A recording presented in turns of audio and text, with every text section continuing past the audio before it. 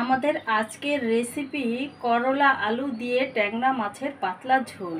এর জন্য চুলায় আমি একটি প্যান বসিয়ে গরম করে নিয়েছি। এতে দিয়ে দিচ্ছি পরিমাণ মতো সর্ষের তেল। এখন দিয়ে দেবো জিরা ফোড়ন,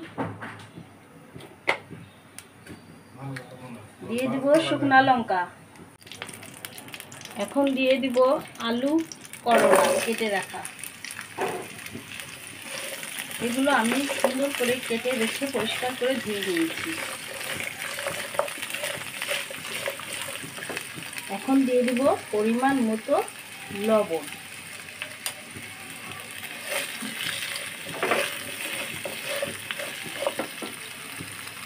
দিয়ে দেব হলুদের গুঁড়া, দিয়ে দেব মরিচের গুঁড়া, দিয়ে দেব ধনিয়ার গুঁড়া, দিয়ে আমি সুন্দর করে মিশিয়ে একটু সময় নিয়ে ভেজে নেব।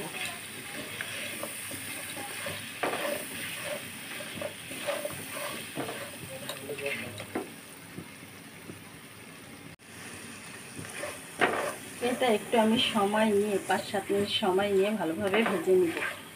এই ভাজাটা যত ভালো হবে ট্যাংরা মাছের ঝোলের স্বাদ তত বেশি ভালো হবে বন্ধুরা। 5-7 মিনিট সময় নিয়ে আমি ভেজে নিয়েছি। এখন এর মধ্যে আমি ট্যাংরা মাছগুলো দিয়ে দিব। ট্যাংরা মাছগুলো কেটে রেখে পরিষ্কার করে আমি তেল, লবণ, হলুদ মাখিয়ে নিয়েছি। এর সঙ্গে আমি মাছগুলো একটু সময় নিয়ে ভাজবো।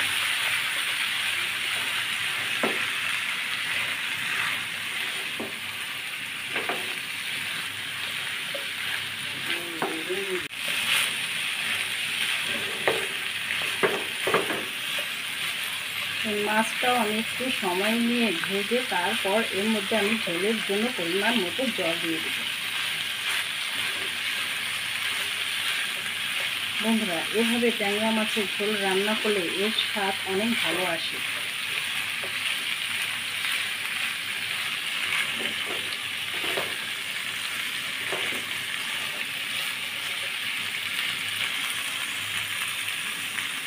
কে কে আমার মতো এভাবে করলা দিয়ে ট্যাংরা মাছ রান্না করেন আমাকে কমেন্ট করে জানাবেন।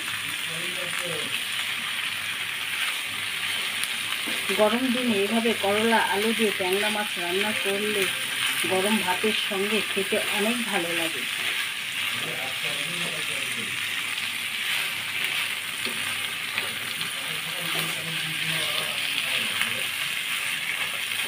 এখন আমি দিয়ে দেবো ঝোলের জন্য পরিমাণ মতো জল।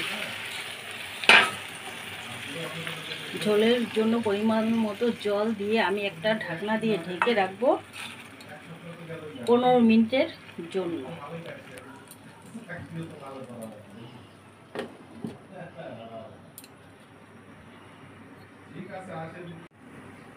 বন্ধুরা, ফিরে আসলাম আমরা 15 মিনিট পর।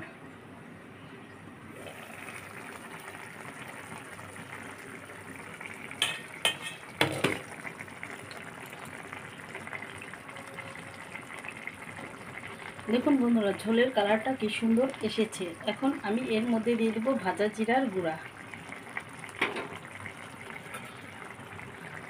দিয়ে ভালোভাবে নেড়ে চেড়ে আমি আরও 5-7 মিনিট এটা হাই হিটে জাল দিব।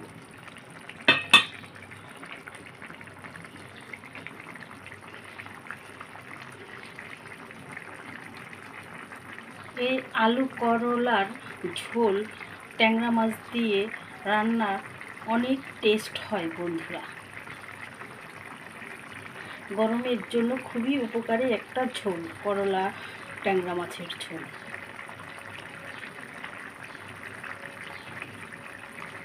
আমি 5-7 মিনিট ভালোভাবে ফুটিয়ে নিয়েছি। এখন আমি চুলাটা অফ করে দিব।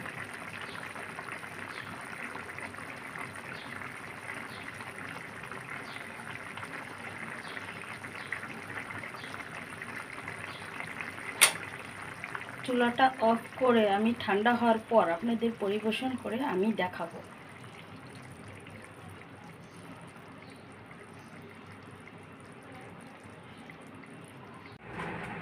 তৈরি হয়ে গেল আমাদের আলু করলা দিয়ে ট্যাংরা মাছের ঝোল।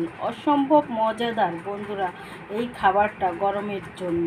আমার রান্নাগুলো যদি আপনাদের পছন্দ হয় বন্ধুরা, প্লিজ সবসময় পাশে থাকবেন।